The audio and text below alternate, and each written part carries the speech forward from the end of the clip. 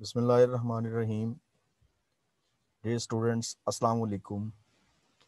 आज मैं आपके मैथमेटिक्स के नेक्स्ट सेशन के साथ हाजिर हूँ। जैसा कि आप जानते हैं कि हम चैप्टर नंबर 2 स्टार्ट कर चुके थे, तो अल्हम्दुलिल्लाह चैप्टर नंबर 2 के पहले 11 MCQs और 11 शॉर्ट क्वेश्चंस हम डिस्कस कर चुके थे। तो आज हम उसी सिलसिले को आगे बढ़ाते हुए मूव करते हैं नेक्स्ट क्वेश्चंस की तरफ, ताकि हम 5 ईयर पेपर्स को अकॉर्डिंग टू पेपर पैटर्न हम देख सकें कि 5 ईयर्स में चैप्टर 2 में से कौन कौन से क्वेश्चंस और किस तरह से पूछे जाते हैं। तो आए हम बिस्मिल्लाह करते हैं।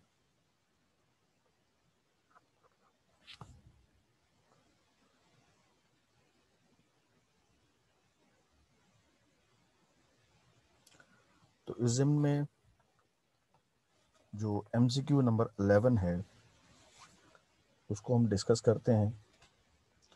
तो डियर स्टूडेंट्स, देखें क्या पूछा गया है इसमें। MCQ नंबर 11,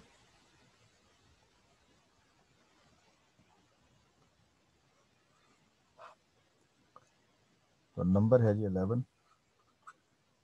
तो इसमें जो बात हमें पूछी गई है वो क्या है, कहते हैं A union phi is equal to. तो इसमें पूछता है ये कि बताएं कि A यूनियन फाई किसके बराबर होगा। डियर स्टूडेंट्स, आप जानते हैं फाई का मतलब होता है एम्प्टी सेट। फाई का मतलब क्या है कि ये एक एम्प्टी सेट है। तो आपको यहाँ बताना ये है लॉजिकली कि ये किसके बराबर होगा।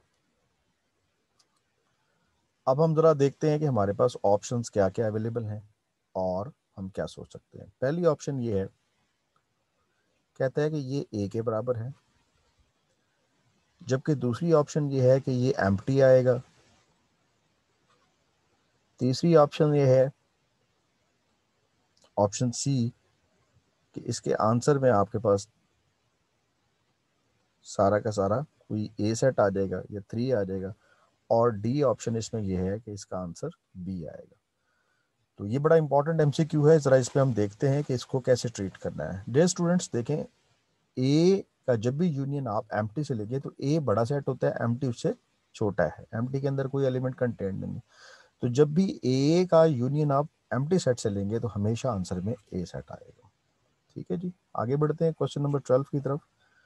तो यहाँ पे आपको इंफॉर्मेशन दी गई है और कहा यह गया है द सेट। कहते हैं सेट को देखें, सेट के अंदर एलिमेंट्स कंटेंट क्या हैं। एलिमेंट्स हैं जी 1, 2 और 3, और एक और इसमें एलिमेंट है वो है 4 और 5। अब ऑप्शन इसकी दी गई हैं क्या। पहली ऑप्शन ये है, इसमें बताएं कितने एलिमेंट्स है, हैज एलिमेंट्स। तो आपने बताना ये है कि इसमें कितने एलिमेंट्स हैं, यानी इसमें कितने एलिमेंट्स कंटेंट हैं ये आपने बताने हैं। तो अब हम देखते हैं कि इसमें कितने एलिमेंट्स हैं।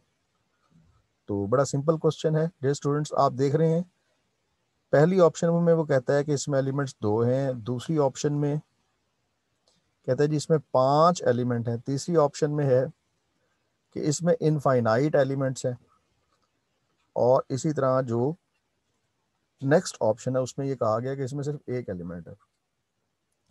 तो डियर स्टूडेंट्स, अगर आप गौर से देखें तो ये एक सेट है, और इस सेट के अंदर कंटेंट एलिमेंट्स को अगर आप देखें तो यहाँ इन सबको मिला के एक है सेट, और ये दूसरा एलिमेंट।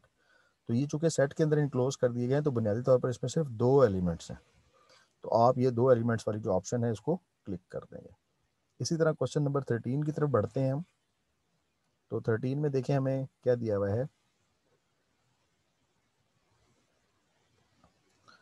13 में कहता है कि सेट्स दिए हुए हैं, एक सेट का नाम है ABC, एक सेट के अंदर जो एलिमेंट्स हैं वो ABC हैं, दूसरे सेट के अंदर जो एलिमेंट्स हैं वो है 1, 2 और 3। तो ये 2 आपके पास सेट्स कंटेंट है। तो यहाँ इंफॉर्मेशन ये दी गई है कि आपने क्या करना है, इनके बारे में बताना है कि किस किस्म के सेट हैं। पहली ऑप्शन दी हुई है क्या ये इक्वल सेट है, तो आप कहेंगे इक्वल तो ये हो नहीं सकते कि इक्वल में एलिमेंट्स सेम होने चाहिए। यहाँ पहला एलिमेंट ए है, यहाँ पहला एलिमेंट 1 है, यहाँ दूसरा एलिमेंट बी है, यहाँ दूसरा एलिमेंट 2 है, जबकि यहाँ तीसरा एलिमेंट सी है और यहाँ, तो एलिमेंट्स की तादाद तो बराबर है, नंबर ऑफ एलिमेंट्स तो इक्वल हैं, लेकिन एलिमेंट्स इक्वल नहीं है। दूसरी ऑप्शन देखें, वो कहता है ये इक्विवेलेंट सेट्स हैं। ठीक है जी, तो ये अपील करती है इक्विवेलेंट सेट वाली बात, ठीक है, ये वाकई तो ऑप्शन बी बनती है। अब हम ऑप्शन सी को कहते हैं कि ये एक पावर सेट है, तो आप कहें कि जनाब ऐसा पॉसिबल नहीं है, ये ऑप्शन नहीं हो सकती, और डी ऑप्शन में कहा गया कि ये एक यूनिवर्सल सेट है। ठीक है, तो डियर स्टूडेंट्स आप देख रहे हैं कि सिर्फ इसमें इक्विवेलेंट वाली ऑप्शन ही जो इसका है वो सूट करती है, और बाकी तमाम ऑप्शंस इसको सूट नहीं करती हैं। आगे बढ़ते हैं क्वेश्चन नंबर 14 की तरफ। तो क्वेश्चन नंबर 14 आपको ये किया गया है, कहता है नंबर ऑफ वेज के कितने तरीके होते हैं टू डिस्क्राइब अ सेट। ठीक है, तो सेट को डिस्क्राइब करने के कितने मेथड्स हैं। ठीक है, पहली ऑप्शन आपको ये दी गई है, ए ऑप्शन, कि एक मेथड है, बी ऑप्शन में कहा गया 2 मेथड है, सी ऑप्शन में कहा गया 3, और डी ऑप्शन में कहा गया 4। तो you know very well number of ways to describe a set, एक सेट को डिस्क्राइब करने के कितने तरीके होते हैं। ठीक है, तो हम 3 को प्रेफर करेंगे। क्यों? आप जानते हैं कि सेट को जाहिर करने के 3 तरीके होते हैं। हाँ जी, कौन कौन सा पहला तरीका होता है? एक जो पहला स्टाइल होता है उसको कहते हैं कि ये आप सेट को डिस्क्राइब कर सकते हैं बाय डिस्क्रिप्टिव मेथड। पहला कौन सा होता है जी? डिस्क्रिप्टिव। दूसरा कौन सा होता है जी? Tabular form. और तीसरा होता है सेट बिल्डर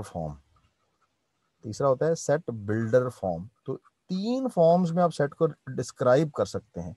तो यही उसने पूछा था, तो मुझे बता देंगे कि ये 3 ऐसी फॉर्म्स हैं जिनमें आप सेट को डिस्क्राइब कर सकते हैं। आगे बढ़ते हैं डियर स्टूडेंट्स क्वेश्चन नंबर 15 की तरफ। तो इसमें देखते हैं हमें क्या दिया हुआ है। अगर हम क्वेश्चन 15 की तरफ देखें तो कहता है इफ बी माइनस ए। अब ये कहा गया है कि अगर हम बी डिफरेंस ए लें तो बी आता है। देन अगर आप बी का डिफरेंस ए से लें तो बी आता है। तो पहली पॉसिबिलिटी क्या है? पहले कहता है कि ए इंटरसेक्शन बी ए के बराबर होगा। दूसरी बात ये कहता है, बी ऑप्शन में ये कह रहा है कि ए इंटरसेक्शन बी एम्प्टी होगा। सी ऑप्शन देखें जी, कहते हैं जी A intersection B equal to B होगा। और लास्ट ऑप्शन में कहा गया है कि A intersection B not equal to empty होगा। अब देखिए डियर स्टूडेंट्स, बी में से ए का डिफरेंस लें और पूरा का पूरा बी आ जाए, तो यहाँ पर जो है वो 2 पॉसिबिलिटीज हैं। ठीक है डियर स्टूडेंट्स, 2 पॉसिबिलिटीज हैं। एक पॉसिबिलिटी ये है कि बी जो भी है, फर्ज कर लें आप बी को ले लेते हैं 1 और 2।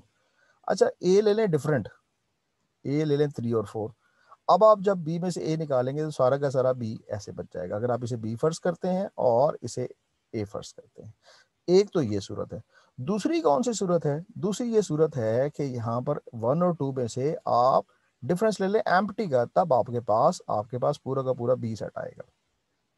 तो इसका मतलब या तो जो ए वाला सेट है ये एम्प्टी होना चाहिए, ठीक है, या खाली होगा, या फिर ए और बी दोनों डिफरेंट होंगे। तो यहाँ पॉसिबिलिटीज देखें क्या है। कोई एम्प्टी की दी हुई कहता है A intersection B is equal to A, तो ये बात भी ठीक नहीं है। A and B are intersection of A and B is empty, तो ये बात हमें कुछ सही लग रही है। इन दोनों का इंटरसेक्शन एम्प्टी होगा, इसका मतलब ये दोनों डिसजॉइंट सेट्स हैं। ये वाली जो ऑप्शन है ना, इसमें ये बताया गया है कि दोनों डिसजॉइंट है। और इसमें कहा गया A intersection B is equal to B, ये बात भी नहीं है। इसी तरह A intersection B is equal not equal to empty, तो ऐसी बात भी नहीं है। तो याद ये रखना है कि यहाँ जब ये डिसजॉइंट होंगे ना, ये ऑप्शन ये जाहिर करती है कि दोनों सेट्स क्या हैं? डिसजॉइंट है।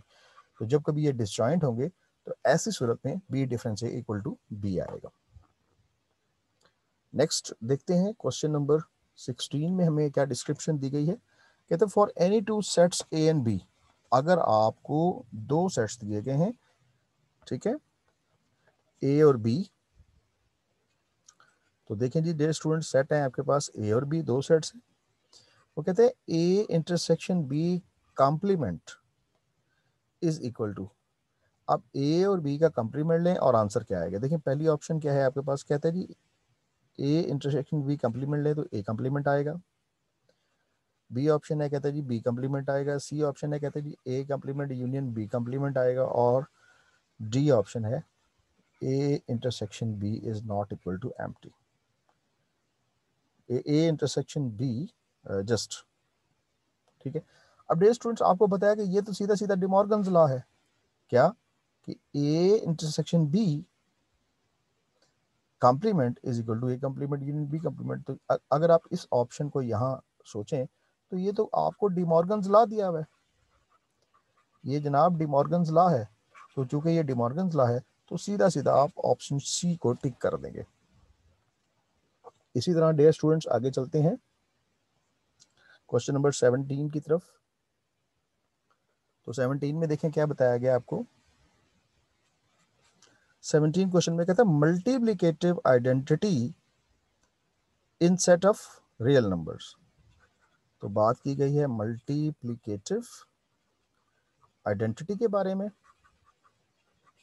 ठीक है। ये बतानी है कि इसमें क्या होगा। अब इसमें ऑप्शंस आपको क्या दिए, पहली ऑप्शन में दिया गया 0, ठीक है, इन रियल नंबर्स को आर रिप्रेजेंट करते हैं। बी में क्या कहा गया 1 है, सी ऑप्शन में 3 और डी ऑप्शन में 2। तो आपको पता है मल्टीप्लिकेशन के लिहाज से आइडेंटिटी 1 होती है, तो इसकी बी ऑप्शन ही आंसर में आप लिख देंगे। इसी तरह डियर स्टूडेंट्स बढ़ते हैं सवाल नंबर 18 की तरफ। तो यहाँ पर ज़रा हम इसको डिस्कस करें। 18 क्वेश्चन कहता है विच symbol is use for membership asset. कौन सा सिंबल आपने यूज करना है फॉर मेंबरशिप। मेंबरशिप के लिए कौन सा सिंबल यूज करते हैं ऑफ सेट, किसी भी सेट का। तो डियर स्टूडेंट्स पहली ऑप्शन आपको क्या दी गई है, ये इस तरह से एक ऑप्शन दी गई है, दूसरी ऑप्शन आपको ये दी गई है और तीसरी ऑप्शन ये दी गई है, चौथी ऑप्शन आपके पास क्या है, ऑप्शन डी है ये। तो dear students symbol used for, ठीक है, मेंबरशिप। अब मेंबरशिप के लिए कौन सा सिंबल यूज होगा इनमें से। तो 4 सिंबल दिए गए हैं। पहले हमें सिंबल्स की पहचान होनी चाहिए। जो सिंबल होता है ये एंड के लिए यूज होता है, एंड जब भी यूज करना है तो ये सिंबल आप और के लिए यूज करते हैं, ये सिंबल आप यूज करते हैं बिलोंग्स टू के लिए, जबकि ये सिंबल होता है नेगेशन के लिए। अब उसने लफ्ज थोड़ा चेंज कर दिया, उसने कहा कि मेंबरशिप, तो मेंबरशिप का मतलब होता है बिलोंग्स टू। तो डियर स्टूडेंट्स ये ऑप्शन आपके पास आ जाएगी, ऑप्शन नंबर सी। अब क्वेश्चन नंबर 19 की तरफ बढ़ते हैं इसी तरह से हम आगे। तो वी सी एड, तो इसमें आपको दिया गया है, कहते हैं if A intersection B is equal to empty. पहली ऑप्शन है if A intersection B is equal to empty, then तो फिर क्या होगा, set A and B, set A and B और कॉल्ड। तो ये तो बहुत ही सिंपल हो गया जी, ठीक है। ये इसका क्वेश्चन लिखते ही आपने जज कर लिया होगा आंसर क्या होगा, क्योंकि अभी मैंने थोड़ी देर पहले आपको सेट के फीचर्स बताए थे। ऑप्शंस फिर भी वो जो दे रहा है मैं आपको बताता हूँ, जो 5 ईयर पेपर्स में आई है ऑप्शन, मैं उस ऑप्शन को जरूर डिस्कस कर लेता हूँ, लेकिन you will see it is very simple. आपको क्वेश्चन का आंसर फौरन समझ आ गया होगा। हाँ जी, A intersection B is empty, यानी दोनों जो सेट्स हैं उनमें कुछ भी कॉमन नहीं है। It means they have no element common. जब कोई एलिमेंट कॉमन ना हो तो भाई ये डिसजॉइंट सेट होता है। ओके, देन हम बढ़ते हैं क्वेश्चन नंबर 20 की तरफ। इसमें कहता है कि if A is given to you and it is 0, then power set of A. तो कहता है बताएं इसका पावर सेट क्या होगा। तो ये भी बड़ा आसान क्वेश्चन है। एक एलिमेंट आपको दिया हुआ है, पहले में कहता है कि इसके पावर सेट ऐसा होगा, दूसरे में कहा गया कि पावर सेट ऐसा होगा, तीसरी ऑप्शन में ये दिया गया कि इसका पावर सेट ऐसा होगा, और चौथी ऑप्शन में दिया गया है कि इसका जो पावर सेट है वो ऐसा होगा कि एक ब्रैकेट में 0 होगा और फिर एम्प्टी होगा, और एम्प्टी के गिर्द भी उसने ये ब्रैकेट्स लगा दिए। तो डियर स्टूडेंट्स 4 ऑप्शंस हैं। तो ऑब्वियसली आप देखें यहाँ पर जो ऑप्शन नंबर सी है वो दुरुस्त होगी, बाकी सारी सेट्स को लिखने का अंदाज गलत है, क्योंकि इसमें एक एलिमेंट है तो इसमें पावर सेट में कितने एलिमेंट आएंगे, कहेंगे 2 raised to the power 1, तो इसमें 2 एलिमेंट्स आने चाहिए, तो हैं तो सब में 2, तो ये तो हो ही नहीं सकता।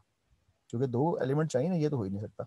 अब इसमें एक एलिमेंट तो है लेकिन दूसरे को उसने सेट में नहीं लिखा, तो ये बात गलत होगी। सी ऑप्शन दुरुस्त है सिर्फ, और डी ऑप्शन में चूंकि उसने फाई, ये देखा ना उसने क्या किया, ये देखें उसने ये किया कि जनाब फाई को एक और ब्रैकेट में बंद कर दिया, तो ये गलत हो गया जनाब, क्योंकि फाई और ब्रैकेट इक्वल होती हैं। आप फाई के अंदर दोबारा से ब्रैकेट को इस तरह इनक्लोज करके अलग सेट को रिप्रेजेंट नहीं कर सकते। तो बिस्मिल्लाह करते हैं आगे। आगे 21 क्वेश्चन देखें। कहते हैं number of subsets of a set of 4 elements. क्या नंबर ऑफ सबसेट्स बताने हैं कि कितने सबसेट्स बनेंगे ऑफ सेट ऑफ 4 एलिमेंट्स। ये बिल्कुल वो आप इस पे पावर सेट वाला फार्मूला लगा सकते हैं। ठीक है, आपको क्या पता है टोटल पावर सेट में कितने एलिमेंट्स होते हैं, यानी उसके कितने सबसेट्स बन सकते हैं, तो आप कहेंगे 2⁴, तो ये 16 आ जाएगा। तो डियर स्टूडेंट्स 4 एलिमेंट है, तो लिहाजा पहली ऑप्शन में दिया हुआ है 16। मैं बाकी ऑप्शंस भी लिख देता हूँ। पहली ही ऑप्शन दुरुस्त होगी, दूसरी ऑप्शन दी हुई है 8, तीसरी ऑप्शन में है 4, जो चौथी ऑप्शन है उसमें दिया हुआ है 6। तो आप कहेंगे जो ए ऑप्शन है वही दुरुस्त है, क्योंकि उसी ने हमारी जो रिक्वायरमेंट है उसको पूरा कर दिया। जब हमने कैलकुलेट किया तो नंबर ऑफ एलिमेंट्स इतने ही निकले according to the formula. Question number 22 की तरफ बढ़ते हैं। कहता है टैबुलर फॉर्म ऑफ, कहता है इसको टैबुलर फॉर्म में लिखें। सेट आपको क्या दिया हुआ है, कहते हैं x such that x belongs to Q, कहते हैं जी रैशनल नंबर्स को, and x square is equal to 3। जी डियर स्टूडेंट्स, वो कहता है कि रैशनल नंबर्स का सेट लेना है। क्यू जो है वो आपको पता है रैशनल को रिप्रेजेंट करता है, रैशनल नंबर्स को। तो रैशनल नंबर्स के सेट में कहता है कि अगर एक्स के इक्वल टू 3 हो तो आप बताएं कि सेट की फॉर्मेट क्या होगी। तो पहली ऑप्शन क्या दी हुई है इसमें डियर स्टूडेंट्स, वो कहता है जी इसका आंसर आएगा 9। दूसरी ऑप्शन दी हुई है, कहता है जी इसका आंसर आएगा क्या, अंडर रूट में 3 आ जाएगा। तीसरी ऑप्शन क्या दी हुई, कहता है जी प्लस अंडर रूट और माइनस अंडर रूट 3 आ जाएगा। और चौथी ऑप्शन क्या कहता है कि इसका आंसर एक एम्प्टी सेट आएगा। तो डियर स्टूडेंट्स आप अगर इस क्वेश्चन को देखें तो एक्स स्क्वायर दिया हुआ है 3 के इक्वल, तो अगर आप अंडर रूट लेंगे तो एक्स आ जाएगा प्लस माइनस अंडर रूट 3। तो डियर स्टूडेंट्स जो अंडर रूट में नंबर है वो तो आपके पास एक प्राइम नंबर है, ठीक है। तो आप जानते हैं कि कोई भी प्राइम नंबर जो होता है जब उसको हम अंडर रूट लें तो कभी भी उसका आंसर रैशनल नहीं आता। तो चूंकि आंसर ही रैशनल नहीं आएगा तो लिहाजा इन सब में से कोई भी आंसर नहीं होगा, सिर्फ डी ऑप्शन कहेंगे। आप कहेंगे इस सेट में कोई भी एलिमेंट नहीं आएगा, क्योंकि अंडर रूट 3 आता है प्लस माइनस अंडर रूट 3, लेकिन प्लस माइनस अंडर रूट 3 तो जो है वो रैशनल नहीं रहेगा। लिहाजा जब इसका सोल्यूशन सेट लिखेंगे तो सोल्यूशन सेट को आप एम्प्टी को क्लिक कर देंगे, एम्प्टी यानी खाली सेट होगा। क्वेश्चन नंबर हम 23 की तरफ बढ़ते हैं। तो यहाँ ये बताया गया है B is subset of A, पहली ऑप्शन। तो फिर कहता है A difference with B is not equal to empty, ठीक है। देन नंबर ऑफ एलिमेंट्स कितने होंगे ए डिफरेंस बी में। पहली ऑप्शन इस सिलसिले में दी हुई है, कहता है number of elements of A minus number of elements of B. दूसरी option number of elements of A. अच्छा जी, आगे तीसरी ऑप्शन क्या है जी, सी ऑप्शन देखते हैं। तो सी ऑप्शन में दिया गया है number of elements of B, जबकि डी ऑप्शन में दिया गया है 0।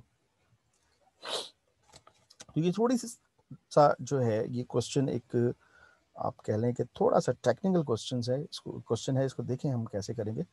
अब वो कहता है कि दो बातें बता रहा है, कहता है जी ए जो है वो बड़ा सेट है और बी उसका सब सेट है। ये हम ड्रॉ कर लेते हैं जनाब, ये हम थोड़ा सा अपनी पिक्चर एक क्लियर कर लेते हैं कि ऐसे एक सेट है ए और उसके अंदर एक सेट है बी, ठीक हो गया। आगे जी फिर कहता है कि देन ए डिफरेंस बी जब लेंगे तो आप ए में से बी का डिफरेंस लिखते हैं तो हम क्या लिखते हैं, वो एलिमेंट लिखते हैं जो ए में हो बी में ना हो। तो इसका मतलब ये एलिमेंट आ जाएंगे। मैं जिस एरिया को शेड कर रहा हूँ तो ये ए में है लेकिन बी में नहीं है। तो आप देखें जो आंसर आने चाहिए उसमें number of elements of A हो, ठीक है जी, minus number of elements of B हो जाएगा। तो इसका मतलब ये इसमें देखेंगे क्या क्या है, पहले ही ऑप्शन दी हुई है कि number of elements of A minus number of elements of B, तो यही आपका आंसर होगा। 23 के बाद 24 की तरफ बढ़ते हैं। लें जी, क्वेश्चन फिर रिपीट हो गया, क्वेश्चन नंबर 24। तो मैं जैसे ही क्वेश्चन लिखूंगा आप पिक कर लेंगे। कहता है जी टेबुलर फॉर्म ऑफ सेट आपको क्या दिया हुआ है। कहता है जी x such that x belongs to rational numbers and x square is equal to 2। तो देखिए स्टूडेंट्स, ये पिछले क्वेश्चन की तरह ही हो गया, फिर भी मैं ऑप्शन इसकी लिख देता हूँ जो 5 ईयर पेपर्स में दी हुई है। पहली ऑप्शन इसकी ये है कि -2 2। दूसरी ऑप्शन क्या दी हुई है डियर स्टूडेंट्स, वो ये दी हुई है -√2 and 2। और तीसरी ऑप्शन क्या दी हुई है डियर स्टूडेंट्स, आप देखें इट इज एम्प्टी सेट। और डी ऑप्शन क्या दी हुई है √2। तो आपको मैंने पहले भी बताया है कि चूंकि आपके पास ये टर्म क्या है एक्स स्केयर है, तो देखिए जब एक्स स्केयर इक्वल टू 2 होगा ना, तो जब हम इसका स्केयर रूट लेंगे तो you will get plus minus √2। तो अंडर रूट में प्राइम नंबर आ जाए तो वो क्या, मेरी बात को रिपीट करें, अंडर रूट में प्राइम आ जाए तो क्या है, वो नंबर आपका जो है वो रैशनल नहीं रहता, इररेशनल हो जाता है। तो इसका मतलब अगर इसका आंसर कोई इररेशनल आ रहा है तो इररेशनल तो इसमें से कोई भी नहीं है, तो इसका मतलब इसका आंसर क्या हो गया, एम्प्टी होगा, ये इररेशनल में कंसीडर होगा, लिहाजा रैशनल में इसका आंसर, इसका सेट जो है वो एम्प्टी रह जाएगा। आगे बढ़ते हैं जी क्वेश्चन नंबर 25 की तरफ। तो इसमें कहता है कि A subset of B, A subset B का है और ए यूनियन बी इज, अब देखें ए बी है सबसेट का। अब बात ये याद रखनी है आपने कि जब हम बात करते हैं ना सबसेट की, तो मैं थोड़ी सी डायग्राम इसलिए बना देता हूँ ताकि आपको समझ आ जाए कि बी सेट बड़ा है, ए उसके अंदर कंटेन्ड है, ए सेट छोटा है। आपको ये बात समझानी है कि ए सेट जो है वो उससे छोटा है बी से। तो हम समझ जाएंगे कि चूंकि बी बड़ा सेट है, मैं यहाँ अगर कहें तो मैं शेप लेके ड्रॉ कर देता हूँ, ये यू कैन सी ये this set is B, right. And चलें, दूसरा जो सेट आपने कंटेन करना है इसके अंदर वो ए है, ठीक है। तो ये आपके पास क्या है, सेट बी बड़ा सेट था, ये जनाब बी आपके पास बड़ा सेट है, ए इसके अंदर कंटेन्ड है। तो आपको समझ आ गया कुछ फॉर्मेट। अब ए यूनियन बी जब यूनियन लेंगे तो सारा का सारा बी आ जाएगा। अब जरा ऑप्शंस में देखते हैं कि ऑप्शंस में हमें क्या क्या दिया गया। ऑप्शंस हमें दी गई, कहता है जी पहली ऑप्शन है ए आएगा, दूसरी ऑप्शन क्या दी है जी, कहता है जी सिर्फ बी आएगा, तीसरी ऑप्शन ये दी गई है कि एम्प्टी आएगा, और चौथी ऑप्शन ये दी गई है कि एक्स आएगा। एक्स तो खैर पॉसिबिलिटी नहीं है, ठीक है, कुछ भी नहीं आएगा, कुछ ऐसा लिखा है। जब आप ए यूनियन बी लेंगे और बी बड़ा सेट है, याद रखें यूनियन में हमेशा बड़ा आता है, इंटरसेक्शन लेंगे तो आप छोटे वाला सेट आंसर में लिखेंगे, यूनियन में बड़ा, तो सिंपल सी बात है ये बी को आप हाईलाइट कर देंगे, सर्कल कर देंगे। आगे बढ़ते हैं डियर स्टूडेंट्स, क्वेश्चन नंबर 26 की स्टेटमेंट सुने जरा। इसमें कहते हैं if A is given to you an empty set then power set of A. चलें जी, ये तो बड़ा ही सिंपल हो गया। तो पहली है जी एम्प्टी, दूसरी ऑप्शन है कि सेट के अंदर जीरो एलिमेंट कंटेंट है, तीसरी ऑप्शन ये है कि सेट के अंदर एम्प्टी सेट है, एम्प्टी। और डी है जी कुछ भी नहीं आएगा, डी ऑप्शन क्या है, जीरो। तो बड़ी सिंपल सी बात है, जब आपने पावर सेट लिखना होता है तो पावर सेट के लिए पहली शर्त क्या होती है, पहले आप ब्रैकेट डालते हैं और ब्रैकेट के अंदर क्या होता है, पहले एम्प्टी लिखते हैं, ये एम्प्टी आ गया। अब क्या है, चूंकि ये था ही एम्प्टी तो इसको मजीद आगे हल करने की जरूरत नहीं। तो ये वाली ऑप्शन आप देख रहे हैं कि ये सी में लिखा हुआ है, बाकी सब ऑप्शन इसकी गलत होंगी। जी डियर स्टूडेंट्स, आगे बढ़ते हैं। नेक्स्ट क्वेश्चन है जी क्वेश्चन नंबर 28 की तरफ बढ़ते हैं हम। ओके जी, ये हम आ गए जी क्वेश्चन 28 पर। जी तो क्वेश्चन नंबर 28 में बताया गया which of the following is a unary operation. कहता है कि आपको नीचे कुछ ऑपरेशंस दिए गए हैं, तो आप इन ऑपरेशंस को चेक करें और फिर चेक करके ये बताएं कि इनमें से यूनरी ऑपरेशंस कौन से होते हैं। यूनरी क्या है, मैंने आपको ये बात बार बार समझाई है, यूनरी का मतलब होता है वन, यूनिट से है ये लफ्ज, और नरी कहते हैं टर्म्स को, ARY यू का मतलब होता है वन। तो डेट स्टूडेंट्स, चूंकि यू का मतलब वन है तो यूनिटी ऑपरेशन का मतलब होगा जो एक टर्म के ऊपर ऑपरेशन। अब आप देखें यहां पर क्या क्या ऑपरेशंस दिए गए हैं।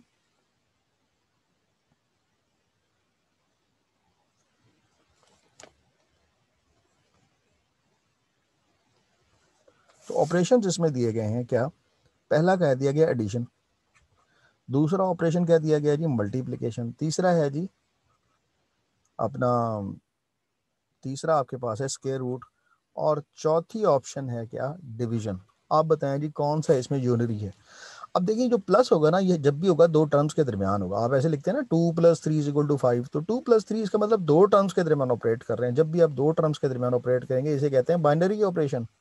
मल्टीप्लीकेशन है जब भी आप मल्टीप्लाई करेंगे दो टर्म्स के दरमियान, जैसे मैं कहता हूँ 5×3 = 12, मल्टीप्लाई कर रहे हैं तो दो टर्म्स को यूज कर रहे हैं, फिर आपका कोई आंसर आता है।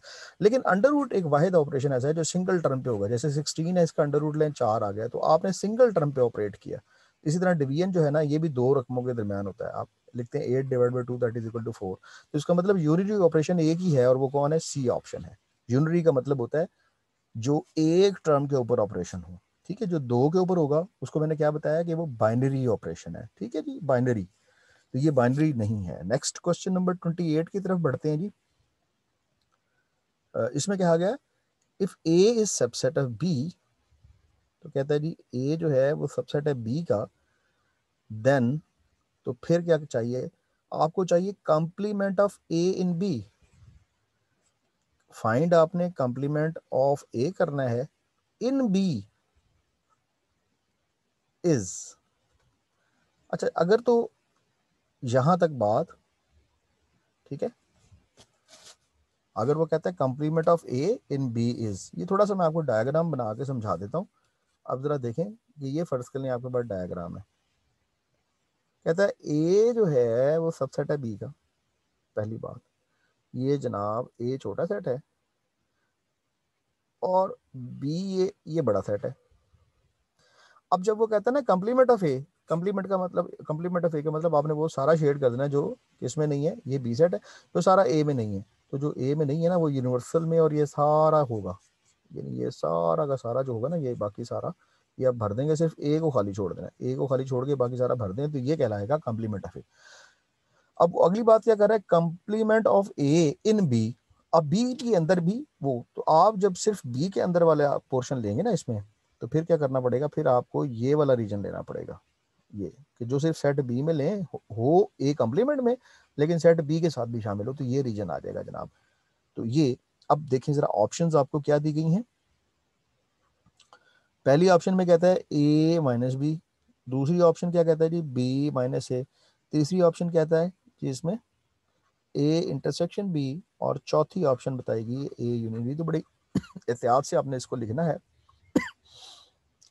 देखिए जी ए इंटरसेक्शन बी तो हो नहीं सकता, क्योंकि ए इंटरसेक्शन बी जो होगा उसमें सिर्फ ए आता है, तो चूंकि ए खाली पड़ा हुआ है आप देख रहे हैं, तो इसका मतलब ये तो हो नहीं सकता, इसको छोड़ दें। फिर जब हम बात करते हैं ए यूनियन बी की, यूनियन में सारा बी आना चाहिए था, उसमें ए भी शामिल होता है, ये ऑप्शन भी नहीं हो सकती। सॉरी। इसी तरह ए माइनस बी जब आप लिखते हैं तो वो भी एम्प्टी आता है, ये भी नहीं, तो इसका मतलब ए की ऑप्शन रहेगी कि इसका आंसर क्या होगा, बी माइनस ए। ठीक है डियर स्टूडेंट्स, आगे चलते हैं। 28 के बाद 29 नंबर शॉर्ट क्वेश्चन की तरफ।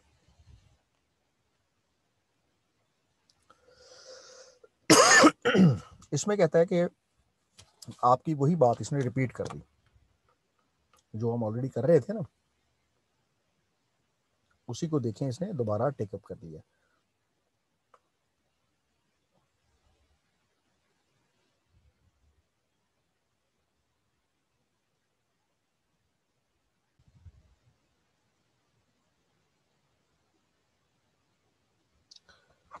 जी डियर स्टूडेंट्स, हम थे क्वेश्चन नंबर 9 पर। इसमें 29 में देखें क्या ऑप्शन आपको दी गई है। तो कहा यह गया है इस क्वेश्चन में कि the power set of empty set is, ये क्वेश्चन वही प्रीवियस रिपीट हो गया कि अगर आपको एक सेट दिया गया है जो कि एम्प्टी है तो उसका पावर सेट कितना होगा वो बताना है। तो इसकी पहली ऑप्शन क्या है जी आपके पास, कहता है जी एम्प्टी सेट होगा, दूसरी है जी नॉन एम्प्टी सेट होगा, अच्छा जी तीसरी ऑप्शन देखते हैं प्रॉपर सेट होगा, और डी ऑप्शन क्या दी है, इम्प्रॉपर सेट होगा।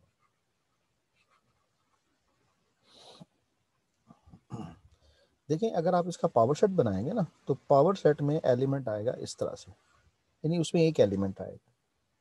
अब वो कहता है प्रॉपर सेट होगा, ये नहीं होगा क्योंकि ये सेट इससे बड़ा है, इसके अंदर एक एलिमेंट एम्प्टी कंटेंट है, वो खुद एम्प्टी था तो एम्प्टी इसके अंदर कंटेंट है, तो ये तो नहीं होगा। फिर आगे चलते हैं जी, अगली पॉसिबिलिटी देखते हैं क्या है जी। अगली पॉसिबिलिटी आपको ये बताई गई है कि ये एक अपना एम्प्टी सेट होगा। आप कहेंगे एम्प्टी तो ये हो नहीं सकता क्योंकि इसमें एक एलिमेंट है, तो ये ऑप्शन नहीं होगी। नॉन एम्प्टी ये बात ठीक है।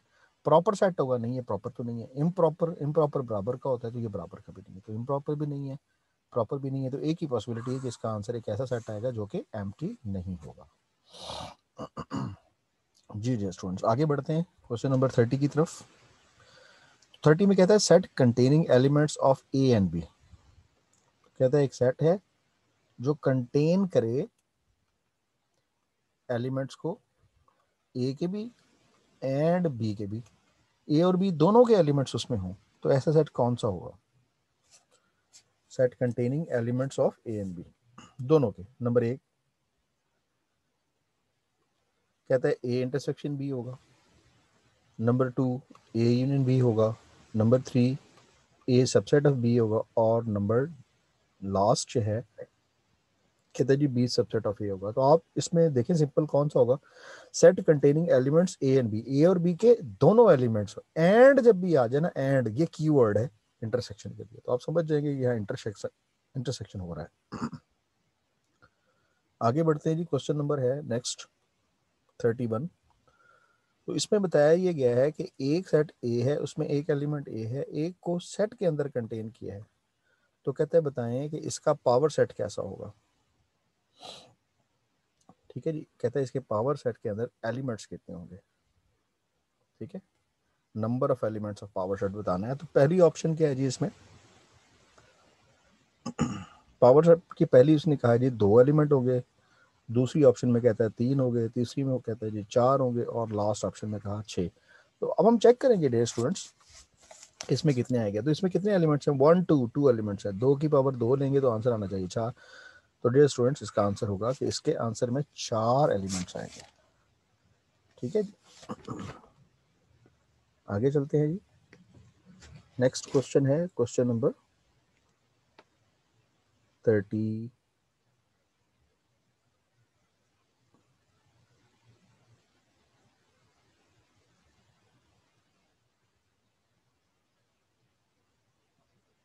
जी, next question is question number 32। तो 32 में देखें हमें क्या कहा गया है। 32 में बताया गया कि ए कॉम्प्लीमेंट इज कॉम्प्लीमेंट। एक कॉम्प्लीमेंट अगर आपको बताया गया, किससे मुराद क्या है कि कॉम्प्लीमेंट ऑफ सेट है, then is complement of set A. Complement of set A, then कहता है जब ए इंटरसेक्शन लेंगे ए कॉम्प्लीमेंट के साथ तो क्या आंसर आएगा। आपको पता है कि ए कॉम्प्लीमेंट, ए कॉम्प्लीमेंट का मतलब वो एलिमेंट है जो ए में नहीं है, यूनिवर्सल में है लेकिन ए में नहीं है। तो जब उसका इंटरसेक्शन ए से लेंगे तो लाजमी तौर पर एम्प्टी सेट आएगा। पहला ऑप्शन क्या दी हुई, कहता है जी एम, पहली ऑप्शन देखें, ये दिया हुआ है जी कि ए सेट है।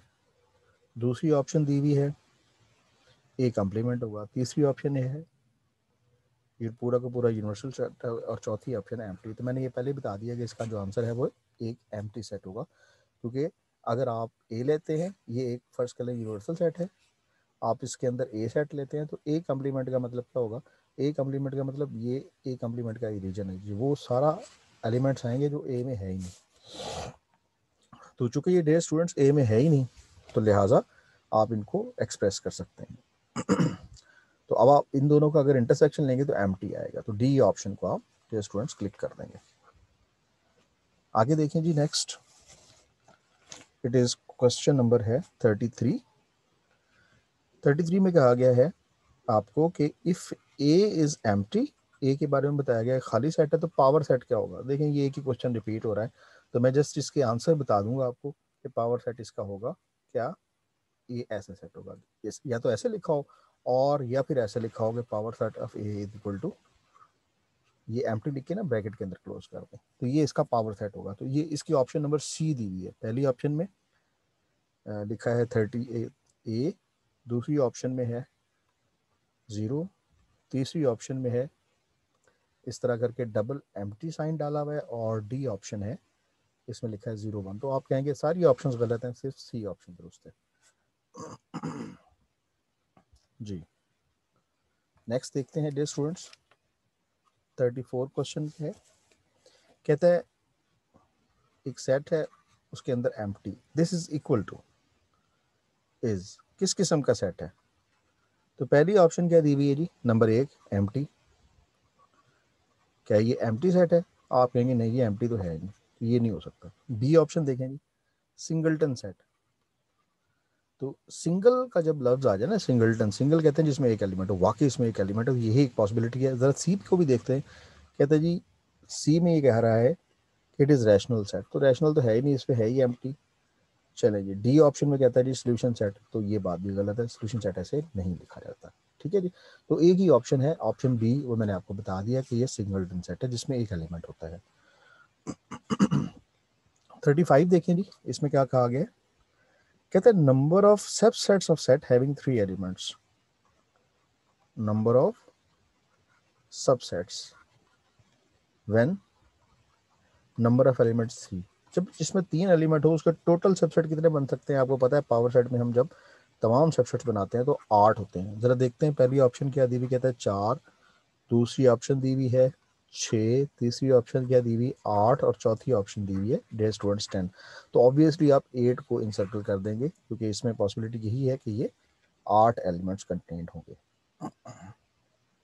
आगे चलते हैं जी, नंबर 36 में क्या बताया गया हमें? कहते हैं कि A union A intersection B आप जब लें तो क्या आता है? अब देखें ए और बी का इंटरसेक्शन लें और फिर उसका यूनियन बी से लें तो आंसर कैसा आएगा? तो यहाँ ऑप्शंस में हमें पहली ऑप्शन क्या दी गई है देखते हैं। तो डियर स्टूडेंट्स पहली ऑप्शन इसमें दी गई है बी। ओके, दूसरी ऑप्शन क्या दी गई है? ए इंटरसेक्शन और ए यूनियन बी। तीसरी ऑप्शन क्या दी गई? सी इज इक्वल टू एम्प्टी, और चौथी ऑप्शन दी गई है ए। डी ऑप्शन है ए है। अब हम इन सारी ऑप्शंस को बारी बारी चेक कर लेते हैं कि इसमें जो कौन सी ऑप्शन है वो दुरुस्त हो सकती है। डियर स्टूडेंट्स अगर इसको हम खोल के देखें तो आपको पता है कि जो यूनियन और इंटरसेक्शन है दीज आर इंटरचेंजेबल। अगर ये इंटरचेंजेबल हो जाते हैं तो अगर आप इंटरसेक्शन बाहर लाएं तो ए यूनियन बी लिखा जा सकता है। तो इसका मतलब इसमें से देखें कौन सी ऑप्शन है, ओनली ऑप्शन बी, बाकी सारी ऑप्शंस आपकी रॉन्ग हो जाएंगी। 37 देखें जी, इसमें कहता है प्रोपोजिशन, एक प्रोपोजिशन दी गई है, अब इसके बारे में फैसला करना है। पी और यहाँ डबल एरो लगा दिया गया क्यू, तो इसका क्या मतलब है? पहले कहता है कि इसे कहते हैं कंजक्शन, दूसरी ऑप्शन है डिसजंक्शन, तीसरी ऑप्शन है कंडीशनल, जबकि चौथी ऑप्शन क्या है dear students? Biconditional, biconditional. तो डियर स्टूडेंट्स इसमें आप देख रहे हैं चूंकि डबल निशान है, डबल एरो है, तो ये बाई कंडीशनल सेंटेंस है, तो ऑब्वियसली इसमें जी ऑप्शन ही आप क्लिक कर देंगे। 37 के बाद आगे बढ़ते हैं, नेक्स्ट इज 38 जी डियर स्टूडेंट्स। तो 38 क्वेश्चन जो है उसमें आपको क्या कहा गया है, लेट्स सी अहेड। तो 38 में कहा गया contrapositive of this, contrapositive of, अब क्या है statement? Negative of P approaches to Q. अब कंट्रा पॉजिटिव का मतलब होता है दो काम करने हैं आपने, कि पहले आपने इसका इन्वर्स लेना है और फिर कंट्रा पॉजिटिव। तो या यूं कह लें कि कंट्रा पॉजिटिव में दो काम करने हैं, नेगेशन भी चेंज करना है, ऑर्डर भी चेंज। अगर मैं इसका ऑर्डर चेंज करूं तो ये क्यू पहले आ जाएगा, पी बाद में, और अगर मैं नेगेशंस को चेंज करूं तो क्यू की जगह नेगेटिव पी और पी की जगह चूंकि नेगेटिव नेगेशन ऑफ पी है तो इसकी जगह पी आ जाएगा। तो ये अगर आप डाल देते हैं तो ये बुनियादी तौर पर कंट्रा पॉजिटिव होगा। तो पहली ऑप्शन देखें क्या दिया हुआ है इसमें, कहता है Q approaches to negative of P. आप कहेंगे ये ऑप्शन तो हो ही नहीं सकती। फिर है negative Q approaches to P, negative P, negation of P, ये भी नहीं हो सकती। सी ऑप्शन देखें जी, अगर आप सी ऑप्शन की तरफ दें तो ये लिखा हुआ है क्यू अप्रोचेस टू पी।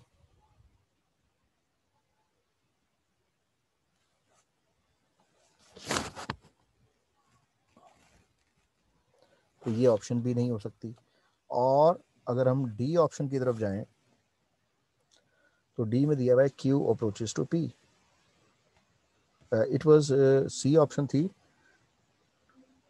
कि negative of P approaches to, negative of Q approaches to P, तो ये सी ऑप्शन आंसर में होगी। तो इसकी ऑप्शन क्या आएगी, सी। आगे चलते हैं।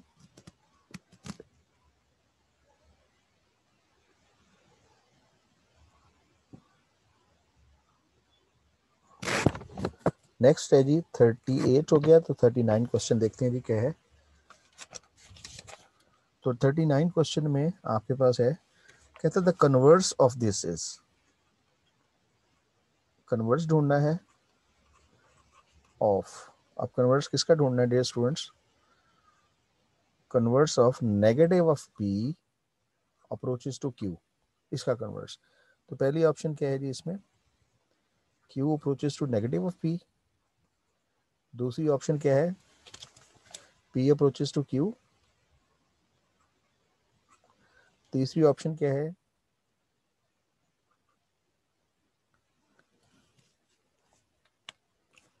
तीसरी ऑप्शन है जी क्यू अप्रोचेस टू पी। और लास्ट ऑप्शन है P approaches to negative of Q. तो कन्वर्स का मतलब होता है सिर्फ आपने इसका ऑर्डर रिवर्स करना है। तो ऑर्डर को रिवर्स करते हुए क्या होगा कि क्यू पहले आ गया और पी बाद में और बाकी सब कुछ ही। तो ये पहला ऑप्शन ए ही इसमें आ जाएगी। अब क्वेश्चन नंबर 40 की तरफ बढ़ते हैं जी। इसमें क्या हमें कहा गया है, 40 में कहता है इफ g इज दिस। देखें डियर स्टूडेंट्स, g आपको दिया हुआ है 1 -1 1 और आयोटा है और माइनस आयोटा। कहता है it is a group under multiplication then inverse of iota is group. अगर ये ग्रुप है तो इनवर्स क्या होगा,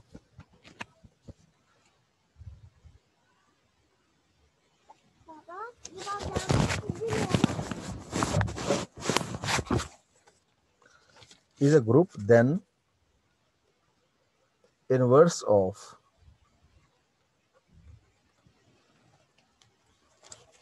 तो देखते हैं जी डियर स्टूडेंट्स इनवर्स क्या आता है। Inverse of iota is, iota का इनवर्स क्या होगा। आप जानते हैं कि इनवर्स का आयोटा का क्या होगा। यहाँ आयोटा को आप इस किसी ऐसे नंबर से मल्टीप्लाई करें माइनस, तो आयोटा स्केयर हो जाएगा। तो ये आ जाएगा माइनस आयोटा स्केयर -1 होता है तो आंसर +1 आ जाएगा। तो आंसर आपका आइडेंटिटी आना चाहिए। तो आइडेंटिटी कब आया, जब आयोटा को माइनस आयोटा से मल्टीप्लाई किया।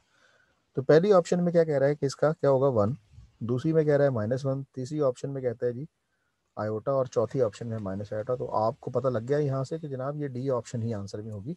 अभी अभी हमने इसको सॉर्ट आउट किया है।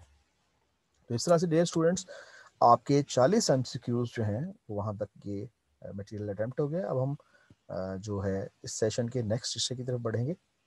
तो नेक्स्ट हिस्से में क्या करना है आपने, हमें यहाँ पर इसके शॉर्ट क्वेश्चंस।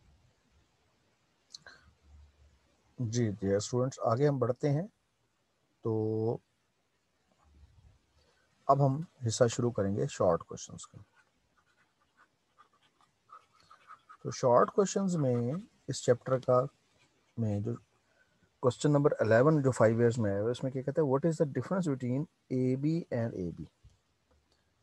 तो आपने बताना है कि डिफरेंस क्या है, किसके दरमियान बताना है कि जब ए बी ऐसे लिखा है और ए बी ऐसे ब्रैकेट में लिखा है तो क्या फ़र्क नज़र आता है डियर स्टूडेंट्स। आप देख रहे हैं कि यहाँ पे अलग अलग एलिमेंट्स हैं। तो दीज आर 2 एलिमेंट्स।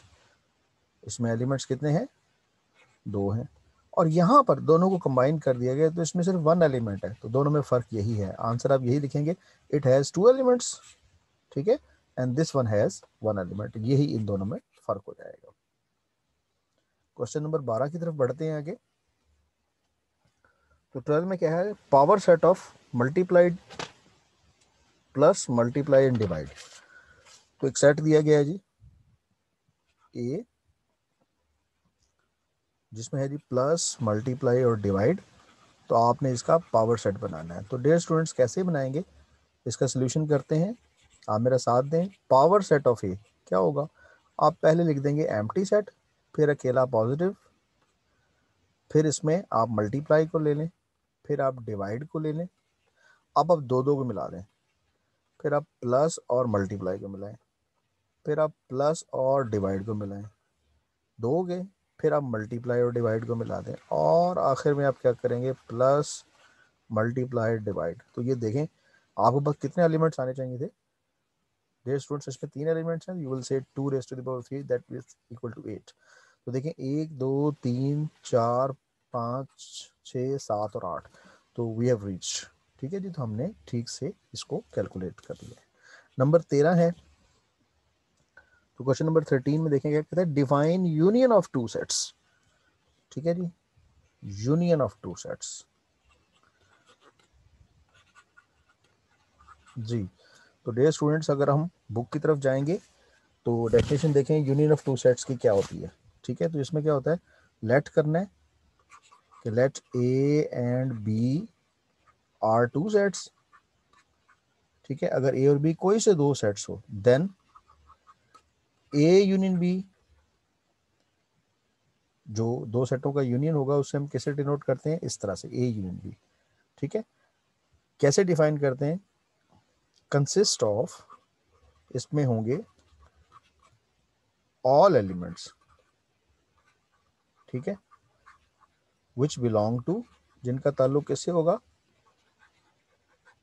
आप कहेंगे सेट ए से और सेट बी से। तो इसमें कीवर्ड यही है कि ए और बी, यानी तमाम एलिमेंट्स लेने हैं ए और बी, या फिर बोथ ए एंड ए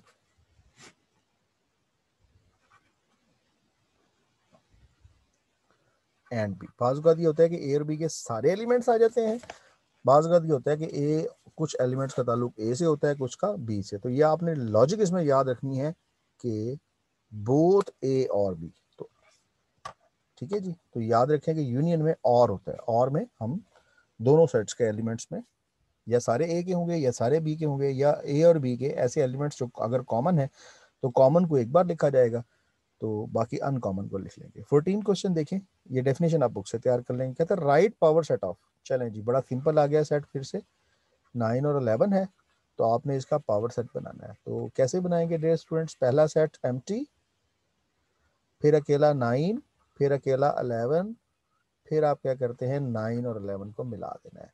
तो एक बात याद रखनी है कि ब्रैकेट क्लोज लाजमी करनी है, अक्सर स्टूडेंट्स ब्रैकेट को क्लोज नहीं करते तो उनका क्वेश्चन गलत हो जाता है।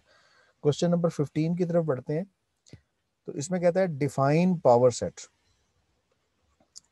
कहता है डिफाइन करें पावर सेट। तो पावर सेट के बारे में डेफिनेशन तो आप बुक से कर लेंगे, तो मैं आपको एक ही कीवर्ड बताता हूँ, पावर सेट क्या है। पावर सेट जो होता है एक ऐसा सेट होता है, ठीक है, कहेंगे power set is a set, ये एक सेट होता है कंटेनिंग, जिसमें मौजूद होते हैं क्या, ऑल सब पॉसिबल सबसेट्स, किसी भी सेट के तमाम पॉसिबल सबसेट्स इसमें होते हैं। तो ये बात आपने याद रखनी है क्वेश्चन नंबर 15 के हवाले से। आगे चलते हैं डियर स्टूडेंट्स, 15 के बाद आगे बढ़ते हैं क्वेश्चन नंबर 16 की तरफ। इसमें कहता है जी सबसेट, तो ये डेफिनेशन भी आप बुक से कर लेंगे। कहता है जी डिफाइन प्रॉपर सबसेट, ठीक है जी। तो प्रॉपर सबसेट जो है इसकी मैं नोटेशन बता देता हूँ कि A subset of B, proper subset of B, ये थोड़ा सा फर्क याद रखना है। अगर यहाँ सबसेट हो तो सबसेट के लिए ये सिंबल यूज होता है, अगर प्रॉपर सबसेट हो तो प्रॉपर सबसेट के लिए ये सिंबल यूज होता है। सॉरी फॉर दैट, इसमें नीचे एरो नहीं आएगा, ए सबसेट ऑफ बी, ठीक है, ए प्रॉपर सबसेट ऑफ बी। तो ये थोड़ा सा फर्क है, सबसेट के लिए ये सिंबल है और प्रॉपर सबसेट के लिए ये वाला सिंबल है। तो ये आप डेफिनेशन बुक से कर लेंगे क्या, कि सबसेट कौन सा होता है कि अगर एक सेट के तमाम एलिमेंट्स बी में मौजूद हों और बी के सब ए में हो, तो ये दोनों एक दूसरे के सबसेट्स होते हैं। जैसे मैं कहता हूँ कि ए इसमें है 1 और 2, ठीक है जी, तो अगर मैं यहाँ एलिमेंट ले लेता हूँ 1, 2 और 3, तो आप कहेंगे कि यहाँ ये इसका सबसेट है, ठीक है, if A is subset of B, ठीक है, तो ये इसका सबसेट है। इसी तरह ये भी इसका सबसेट है। अब दोनों में फर्क क्या होगा, ठीक है, ये भी सबसेट है, ये भी सबसेट है। अब प्रॉपर सबसेट क्या होगा, ये जो छोटे वाला है ना, ये दरअसल प्रॉपर सबसेट हो जाएगा। ये प्रॉपर सबसेट वो होता है जिसमें एटलीस्ट 1 एलिमेंट कम हो। तो यहाँ पर ये सिंबल खत्म करके आप ये वाला सिंबल डाल देंगे कि ये जिसमें एलिमेंट कम हो। तो आप देख रहे हैं जो पहला सेट है उसमें 1 और 2 है, दूसरे सेट के अंदर 1, 2 और 3 है, तो पहले सेट में कम एलिमेंट्स हैं, तो लिहाजा वो उसका प्रॉपर सबसेट बन जाएगा। तो डेफिनेशन आप बुक से कर लेंगे इसकी। क्वेश्चन नंबर 17 जो है उसमें भी यही है, प्रॉपर और इम्प्रॉपर सबसेट है, तो ये भी डेफिनेशन आप खुद कर लेंगे कि प्रॉपर और इम्प्रॉपर सबसेट में फर्क है। आगे क्वेश्चन नंबर 18 की तरफ बढ़ते हैं। कहता है for any right any two proper subsets of the set this. तो सेट आपको दिया है, तो कितने लिखने, एनी टू प्रॉपर सबसेट्स। तो देयर स्टूडेंट्स आप जानते हैं कि इनके बेशुमार सेट्स बन सकते हैं, लेकिन कोई से दो लिखने हैं। एक में मैं फर्ज कर लें यहाँ एक एलिमेंट कंटेन कर लेता हूँ, और एक और सेट ऐसा कर लेता हूँ कि उसमें मैं बी और सी को कंबाइन कर लेता हूँ। तो ये कोई से दो इसके प्रॉपर सबसेट्स हैं। वैसे इसके प्रॉपर सबसेट्स 8 बन सकते हैं। आपको पता है इसमें 3 एलिमेंट्स हैं, तो इसके 8 प्रॉपर सबसेट्स आसानी से बन सकते हैं। आगे है सवाल नंबर 19। क्वेश्चन नंबर 19 में कहता है convert into logic, A intersection B complement है is equal to A complement union B complement. कहता है जी कन्वर्ट इनटू लॉजिक। जी स्टूडेंट्स इसको लॉजिक में बदलना है। हाँ जी, क्या लॉजिक होगी, लॉजिक में आपको पता है ए की जगह पी डाल दें, बी की जगह क्यू, अगर दरमियान में इंटरसेक्शन है तो एंड डाल दें, और आखिर में क्या है, नेगेशन। नेगेशन हम शुरू में लगाते हैं, ये नेगेशन हो गया। अब उधर क्या है, इसके ऊपर नेगेशन है, तो नेगेशन ए यूनियन जो होता है ना, इसकी जगह हम और डालते हैं, ये सिंबल और पढ़ा जाता है, और ये दूसरा सिंबल जो है नेगेशन ऑफ क्यू हो जाएगा। तो ये negation of P, sorry for that, negation of Q, तो ये दो एलिमेंट्स आ जाएंगे। आगे कहता है right proper subsets. Question number 2 है, इसमें कहता है x such that x belongs to Q है, एंड एक्स किस तरह लाई करता है 0 और 2 के दरमियान। तो डियर स्टूडेंट्स आपने क्या करना है, ठीक है जी, इस सेट्स के बारे में कहता है टू प्रॉपर सबसेट्स, तो ऐसे सेट लिखने हैं जो इससे छोटे हों। जी, तो कैसे लिखेंगे प्रॉपर सबसेट्स, वेरी सिंपल, आप कहेंगे इसके प्रॉपर सबसेट्स क्या होंगे जो इससे छोटे हैं। ये 0 से 2 तक है ना एलिमेंट्स, 0 से बड़े और 2 तक, तो कोई से दो लेने हैं, तो हम ऐसा करते हैं, एक यहाँ पे एक ले लेते हैं, एक दो, तो ये दोनों के दोनों इसके क्या होंगे, प्रॉपर सबसेट्स होंगे। आगे बढ़ते हैं, तो नेक्स्ट क्वेश्चन है, अगर आप गौर से देखें, इट इज क्वेश्चन नंबर 21। तो डियर स्टूडेंट्स 21वां सवाल क्या कहता है, 21वां क्वेश्चन नंबर 21। तो कहता है यहाँ पे एक कंडीशन दी गई है, क्या, negation of P approaches to negation of Q. तो दो काम करने हैं आपने, एक तो कहता है कि आप इसका लिखें इनवर्स, ठीक है, इनवर्स लिखें, और दूसरा क्या लिखना है, कन्वर्स लिखना है। हाँ जी, इनवर्स का मतलब क्या होता है, इनवर्स का मतलब नेगेशन ख़त्म कर दें जनाब हर एक की ना। तो अगर हम पहले की नेगेशन ख़त्म करें तो क्या हो जाएगा पी, दूसरे की नेगेशन ख़त्म करें तो क्यू, ये इनवर्स हो गया। अब कन्वर्स का मतलब होता है कि जो आपको स्टेटमेंट दी गई है उसका ऑर्डर उलट कर दें, तो नेगेटिव क्यू क्यू को पहले लिख दें और नेगेटिव पी को बाद में। तो इस तरह से आप इसका कन्वर्स और रिवर्स लिख लेंगे। 22 में कहता है जी, इसमें भी कंडीशन दी गई है, क्यू अप्रोचेस टू पी। तो यहाँ भी दो बातें कहता है एक तो आप इनवर्स मालूम करें, और फिर आप इसका कन्वर्स मालूम करें। इनवर्स और दूसरा है जी कंट्रा पॉजिटिव। दो बातें करनी है आपने। जी, तो जब आप कंडीशनल की बात करें, conditional like Q approaches to P. अब इन्वर्स में क्या होगा, इन दोनों के आप सिंबल्स को नेगेट करते हैं, ये नेगेट हो गया जी, यानी जहाँ क्यू था हमारा नेगेशन ऑफ क्यू, और पी की जगह आ गया नेगेशन ऑफ पी। अब कंट्रा पॉजिटिव में क्या करते हैं, ये तो हो गया ना इसका इन्वर्स। कंट्रा पॉजिटिव में हमने इनके ऑर्डर को रिवर्स कर देना है, ये नेगेटिव ऑफ पी पहले लिख देना है, approaches to negative of Q बाद में लिख देना है। तो वेरी सिंपली आप इसको अटेम्प्ट कर लेंगे। आगे चलते हैं, क्वेश्चन नंबर 23। इसमें कहता है जी ट्रूथ टेबल बनाएं, कंस्ट्रक्ट द ट्रूथ टेबल। बनाते हैं जी ट्रूथ टेबल, लेकिन किसके लिए बनानी है? ट्रूथ टेबल बनाए हैं आप, P approaches to negative of P, ठीक है जी, और दरम्यान में और P अप्रोचेस टू Q होगा। तो बनाते हैं जी हम स्टेटमेंट्स को। पहले ये जो स्टेटमेंट है इसको आखिर में लिख देते हैं कि P approaches to negative of P है, और फिर क्या है जी P approaches to Q। Okay, इससे पिछले खाने में हमें क्या क्या चाहिए होगा, आप कहेंगे इससे पीछे हमें फिर चाहिए होगा, यहाँ आप ले लें P अप्रोचेस टू Q ले लें, या P अप्रोचेस टू Q ले लिया। अब इससे पीछे क्या होना चाहिए आपके पास, P approaches to negative of P होना चाहिए, और क्या होना चाहिए, नेगेटिव ऑफ P भी होना चाहिए, और P और Q होना चाहिए। तो इस तरह से स्टेटमेंट्स डिस्ट्रीब्यूट कर लें। अब ऑप्शंस क्या होती हैं, तो ऑप्शंस हम जानते हैं या तो दोनों ट्रू होंगी, या पहला ट्रू है दूसरा फॉल्स है, या फिर पहला फॉल्स है दूसरा ट्रू है, या फिर अगली पॉसिबिलिटी क्या है कि दोनों ही फॉल्स है। अब हर एक की स्टेटमेंट हम लिखते जाएंगे और आंसर्स को आगे बढ़ाते जाएंगे। पहली पॉसिबिलिटी क्या है, पी नेगेशन ऑफ पी, यानी जो पी की टर्म्स है ना उसको नेगेट कर देंगे। पहली टर्म टी है तो आप लिखेंगे यहाँ टी का फॉल्स हो जाएगा, ये टी जो है ये भी फॉल्स हो जाएगा, ये फॉल्स है तो ये ट्रू हो जाएगा, और ये भी ट्रू।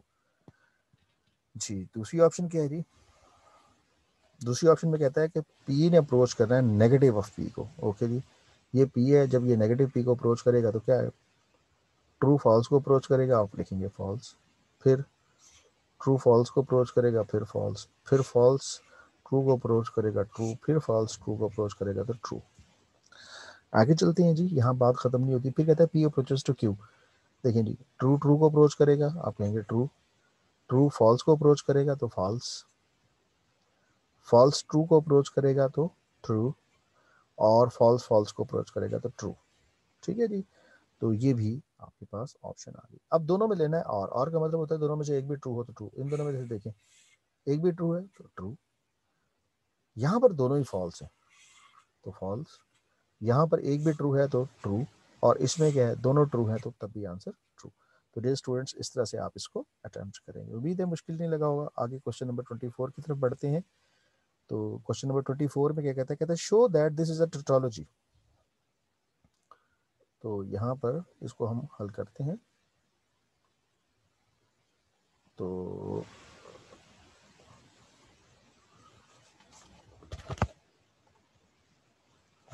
आगे बढ़ते हैं, क्वेश्चन नंबर है 24। इसमें कहता है कि अगर P अप्रोच करे P और Q को इज अ टोटोलॉजी।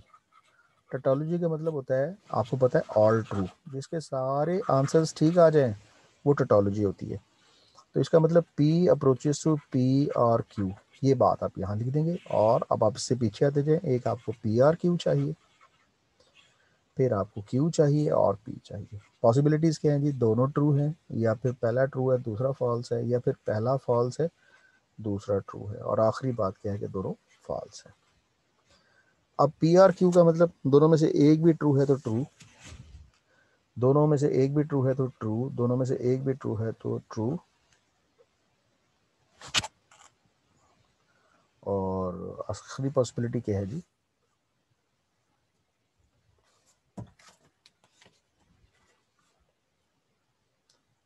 ट्रू, और दोनों ही फॉल्स हैं तो फिर तो फॉल्स हो जाएगा। अब आगे क्या है, अप्रोचेस टू। अब इसमें कहता है P approaches to P or Q। अब P जब ट्रू ट्रू को अप्रोच करेगा तो यू विल राइट, फिर ट्रू ट्रू को अप्रोच करेगा फिर ट्रू,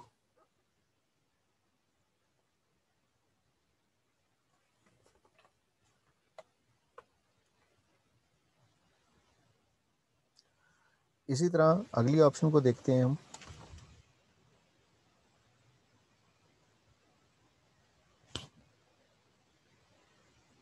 तो हम इसी तरह आगे बढ़ते रहेंगे और चलेंगे। तो दूसरी ऑप्शन यहाँ देखते हैं क्या है जी। ट्रू ट्रू को अप्रोच करे तो ट्रू, ये फॉल्स ट्रू को अप्रोच करे तो ये भी ट्रू, या फॉल्स फॉल्स को अप्रोच करे तो ये जनाब सारे आंसर ट्रू हो गए। तो जैसे सारे आंसर ट्रू होते हैं उसको हम क्या कहते हैं कि वो एक टोटोलॉजी है, टोटोलॉजी। ठीक है जी, आगे बढ़ते हैं डियर स्टूडेंट। सवाल नंबर 24 के बाद हम जाते हैं क्वेश्चन नंबर 25 की तरफ।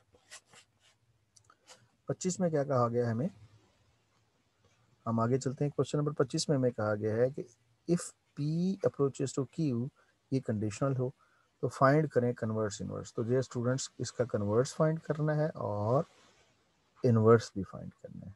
ठीक है जी। तो मैंने आपको बताया था कि अगर आपको P अप्रोचेस टू Q दिया हुआ हो तो इसका कन्वर्स क्या होता है, तरतीब उलट दें जनाब, ये Q अप्रोचेस टू P हो जाएगा। और इसका इनवर्स क्या होगा, ये भी बड़ा सादा बताया था। इसका इनवर्स क्या होगा, इनवर्स में आप नेगेटिव ऑफ P कर दें approaches to negative of Q। तो इस तरह से आप बड़ी सादगी से इसको अटेम्प्ट कर लेंगे। आगे चलते हैं जी। आगे क्वेश्चन नंबर है 26। तो 26 में देखते हैं हमें क्या कहा गया है। तो इसमें कहता है जी आप डेवलप करें टेबल। क्वेश्चन नंबर 26 में कहा गया है कि आप ट्रूथ टेबल बनाएं। किसकी बनानी है, P and negation of Q approaches to Q, इसकी बनानी है। इससे पीछे आपको चाहिए होगा P and negation of Q, और इससे पीछे आपको नेगेशन ऑफ Q, फिर आपको Q चाहिए होगा और P चाहिए होगा। ये बातें हैं आपकी। तो आप कहेंगे पहले दोनों को ट्रू ले लें, फिर एक को ट्रू दूसरे को फॉल्स, फिर एक को फॉल्स दूसरे को ट्रू, और फिर आखिर में दोनों को false. Negation of Q, Q का नेगेट करते जाएंगे, फॉल्स ट्रू फॉल्स ट्रू। अब दोनों का एंड लेना है। अगर आप P और नेगेशन ऑफ Q का फॉल्स लें, इनका अगर आप एंड लें तो ये फॉल्स आ जाएगा। अच्छा, इस ट्रू ट्रू का तो ये ट्रू आ जाएगा, फॉल्स फॉल्स का फॉल्स आ जाएगा, फॉल्स ट्रू फॉल्स। क्योंकि आपको पता है कि एंड में कोई एक भी अगर फॉल्स होगा तो आंसर आपका फॉल्स हो जाएगा। अब डियर स्टूडेंट्स आगे इसका आंसर निकालना है अप्रोचेस टू क्यू। अब अप्रोचेस टू क्यू का क्या मतलब है, यानी अब आपके पास फाइनल ऑप्शन ये है। अब आपने क्यू को अप्रोच कराना है। देखिए फॉल्स ट्रू को अप्रोच करें, आप कहेंगे जी implies that true, true false को अप्रोच करें तो P and Q negative of Q, इन दोनों में फॉल्स, यहाँ ट्रू, तो यहाँ जो दूसरी ऑप्शन है वो आपके पास क्या आ जाएगी, अप्रोचेस टू। अब देखें ये रिजल्ट आपके पास जैसे ही ट्रू फॉल्स को अप्रोच करेगा तो ट्रू भी फॉल्स, फॉल्स ट्रू को अप्रोच करे ट्रू, फॉल्स फॉल्स को अप्रोच करे तो भी ट्रू। तो ज़रा मैं ट्रूथ टेबल को दोबारा चेक कर लेता हूँ। P and negative of Q हम ले रहे थे, P and negative of Q यानी इन दोनों का एंड लिया फॉल्स, इन दोनों का एंड लिया तो ट्रू, इन दोनों का एंड लिया फॉल्स, और ये भी फॉल्स। ओके, अब जब आपने इनका अप्रोचेस टू लेना शुरू किया तो ये था P and negative of Q, P and negative of Q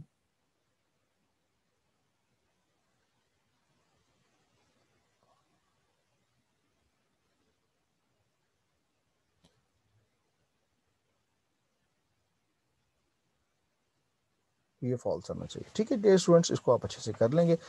तो आगे चलते हैं। क्वेश्चन नंबर है नेक्स्ट क्या आपका 27 एक डेफिनेशन है। तो इसमें दो बातें बतानी है। कहता है जी बताएं कि टोटोलॉजी क्या है, TOTAT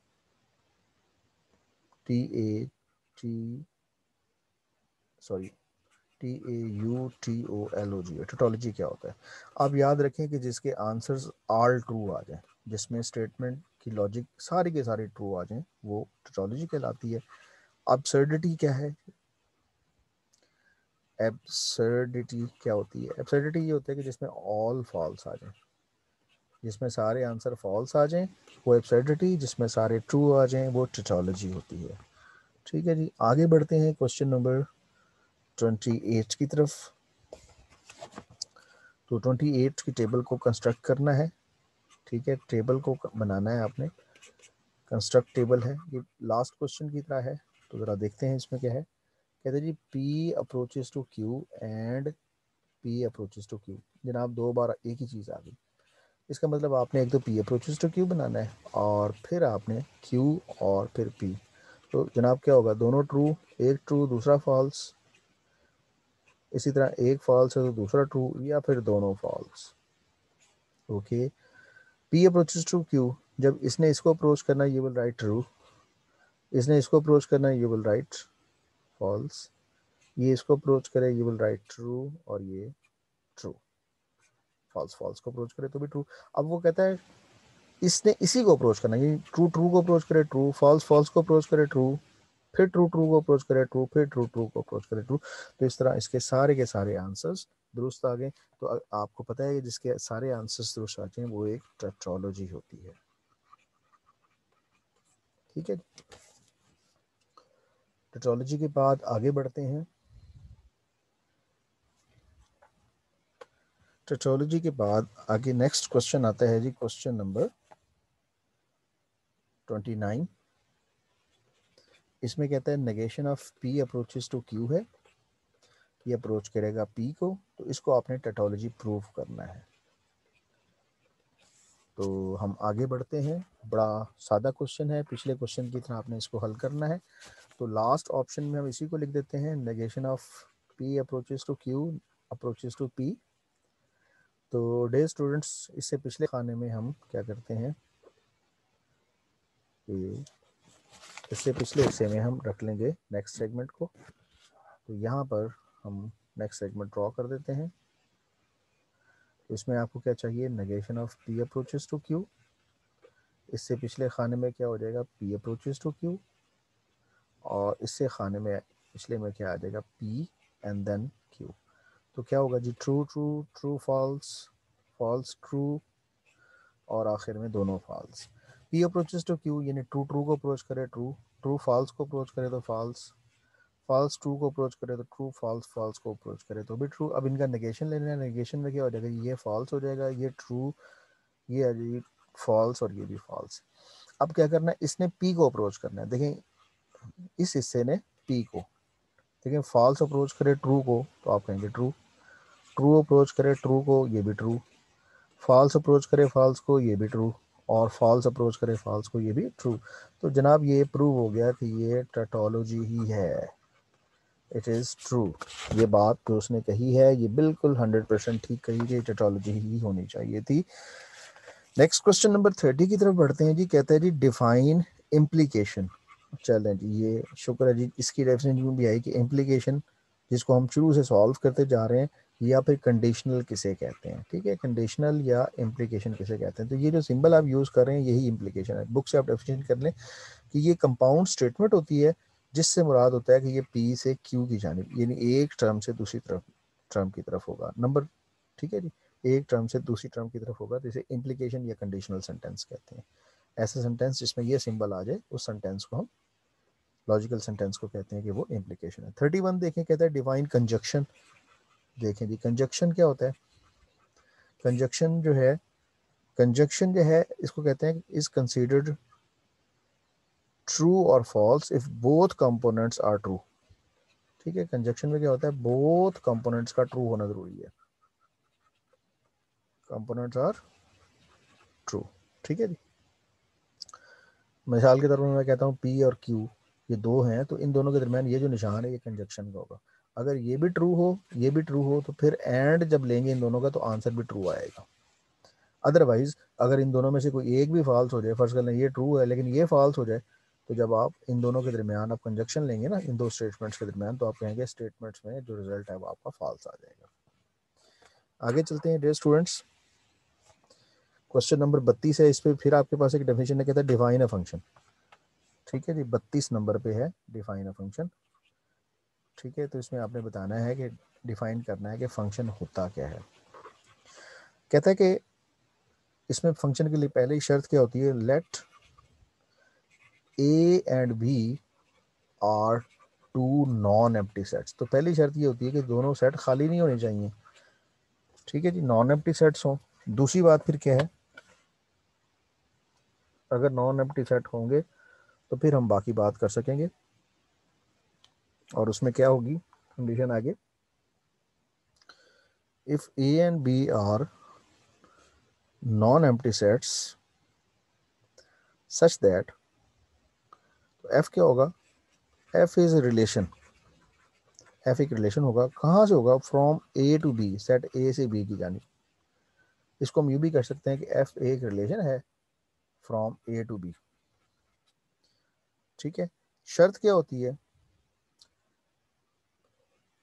F is subset of A cross B, कि एफ ए और बी का, ए क्रॉस बी का सबसेट हो। तो पहली शर्त इसमें ये होती है, नंबर एक, domain of F is equal to set A होनी चाहिए, जो डोमेन है वो हमेशा सेट ए के बराबर हो। और दूसरी शर्त क्या होती है,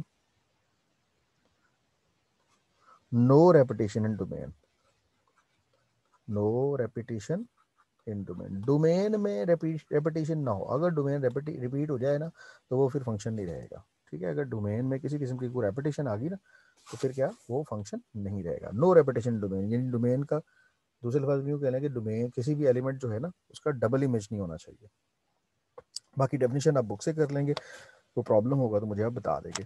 33 क्वेश्चन है, इसमें कहता है कि अगर ए सेट दिया गया है ये, जो कि है 1 2 3 4, तो आप एक ऐसा रिलेशन ढूंढें कि एक्स और वाई हो, सच दैट एक्स और वाई को प्लस करें तो ग्रेटर देन 5 आंसर में आना चाहिए। तो डियर स्टूडेंट्स, इसमें हम ऑर्डर्ड पेयर्स लेंगे, लेकिन कौन से लेंगे, ऐसे ऑर्डर्ड पेयर्स लेंगे कि जिसमें क्या होगा कि दोनों को ऐड करें आंसर ग्रेटर देन। तो सबसे पहले तो आप ए क्रॉस ए फाइंड कर लेंगे इसमें, यानी ए में है 1 2 3 4, आप फिर क्रॉस ले लें 1 2 3 4 के साथ। तो क्रॉस लेते हुए क्या होगा, आप कार्टेशियन प्रोडक्ट लेंगे, 1 को 1 से मिलाएंगे, फिर 1 को 2 से मिलाएंगे, फिर 1 को 3 से, इसी तरह 1 को 4 से मिलाएंगे, फिर आप 2 को 1 से मिलाएं, फिर 2 को 2 से मिलाएं, फिर 2 को 3 से मिलाएं, फिर 2 को 4 से, फिर इसी तरह 3 को 1 से, फिर 3 को 2 से, और फिर 3 को 3 से, फिर 3 को 4 से, फिर आप 4 को मिलाएं, 4 को 1 से, फिर 4 को 2 से, फिर 4 को 3 से, और आखिर में क्या करेंगे 4 को 4 से। तो जब ये आपके ऑर्डर्ड पेयर सारे खत्म हो जाए तो इसे क्लोज कर देंगे। लेकिन हमें कौन सा रिलेशन चाहिए, वो कहता है ऐसा रिलेशन चाहिए जिसमें जब हम एक्स और वाई को प्लस करें तो हमारा आंसर 5 से बड़ा हो। तो इसमें आपने सिर्फ वो ऑर्डर पेयर लिखे ना जहां जहां आंसर 5 से बड़ा है, क्योंकि देखिए ना, इनको हम ऐड करें तो 1 + 1, दोनों को ऐड करें 2 आता है, ये छोड़ दें।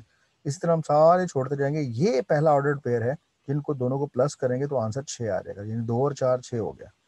और आगे चलते हैं, ये 3 और 3 भी 6 है, ये भी 5 से बड़ा है। फिर 3 और 4 ये 7 होता है, ये भी 5 से बड़ा है। फिर 4 और 2 वाला सेट है, ये भी आंसर 5 से बड़ा आएगा। फिर 4 और 3 वाला सेट है, इसमें भी आंसर 5 से बड़ा, और फिर 4 और 4 वाला। तो इसमें हमने ऐसे रिलेशंस लेने जिन दोनों रिलेशंस को हम ऐड करें तो आंसर हमारे पास क्या आना चाहिए, 5 से बड़ा आना चाहिए। अच्छा, एक और क्वेश्चन अगला भी इसी से रिलेटेड है, लेकिन उसमें ये कहा गया कि ऐसे रिलेशंस लें, तो मैं वो क्वेश्चन इसी में से डिराइव कर देता हूँ।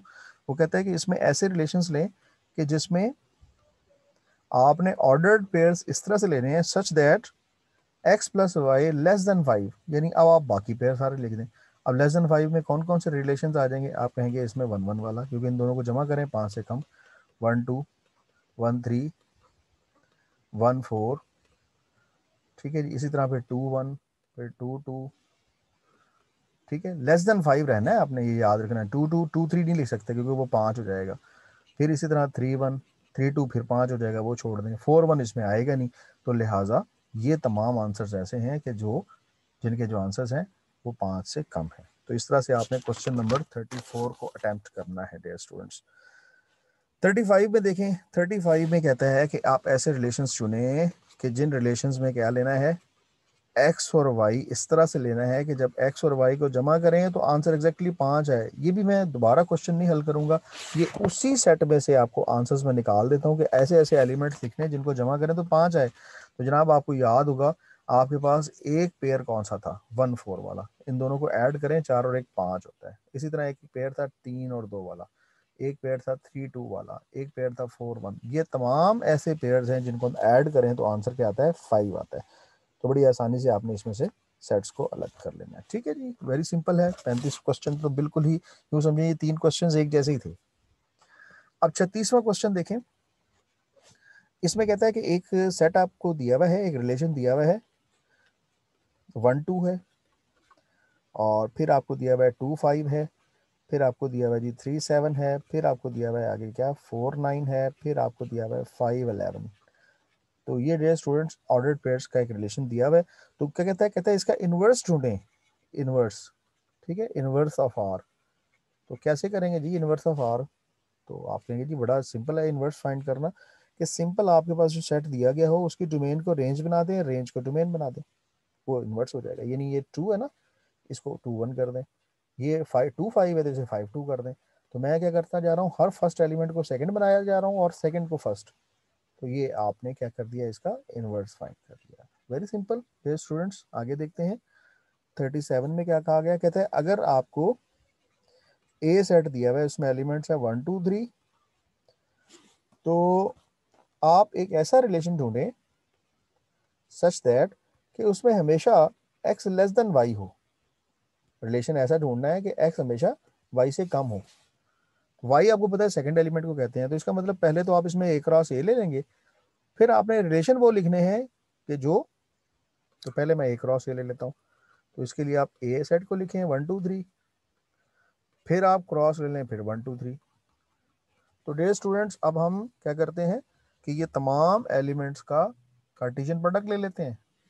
तो वेरी सिंपल, तो मैं कार्टेशियन प्रोडक्ट लेता हूँ। कार्टेशियन प्रोडक्ट लेते हुए क्या होगा, आप लिखेंगे 1 1, फिर 1 2, 1 3, फिर 2 1, फिर 2 2, फिर 2 3, फिर क्या होगा जी 3 1, फिर 3 2, और फिर हो जाएगा 3 3। अब आपने लिख दिया, क्लोज कर दिया। लेकिन रिलेशन कौन से लिखने हैं, रिलेशन ये कहा गया था ऐसे रिलेशन लिखे हैं जिसमें x छोटा हो y से। तो देखें जी 1 और 2, ये एक ऐसा रिलेशनशिप आ जाएगा आपके पास 1 और 2 में। इसमें y बड़ा है, x छोटा है, ये x है, ये y है। 1 3 में भी ऐसे ही है। चलें जी, कोई और जरा हम देखें 3 2, नहीं जी और कोई सेट नहीं, तो इसे क्लोज कर दें। ये आपका ऐसा रिलेशनशिप होगा जिसमें जो x है वो और y का अगर हम रिलेशनशिप देखेंगे तो इसमें x छोटा होगा, y बड़ा होगा।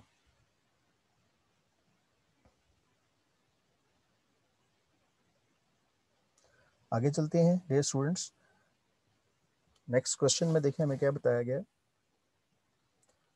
नेक्स्ट क्वेश्चन में कहता है द इनवर्स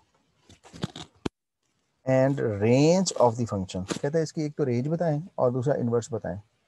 तो देखें एक रिलेशन आपको दिया गया है, तो रिलेशन ये दिया गया है, उसमें ये कहा गया है कि आपके पास रिलेशन है 2 1, 3 2, 4 3।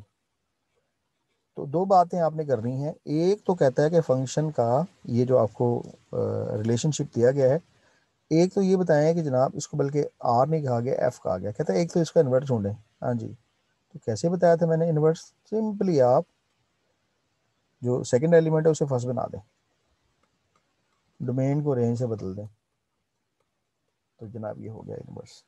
अब वो फिर कहता है कि इसकी पहले वाले फंक्शन की रेंज भी बताएं। रेंज आपको पता है सेकंड एलिमेंट्स होते हैं, तो यहाँ सेकंड एलिमेंट क्या है 1 है, यहाँ सेकंड एलिमेंट क्या है 2 या 3, तो हर ऑर्डर्ड पेयर में से आपने एक एक एलिमेंट को उठा लिया, तो ये आपकी रेंज भी हो गई। 39 में कहता है डिफाइन मोनोआइड। मोनोआइड किसे कहते हैं? हाँ जी,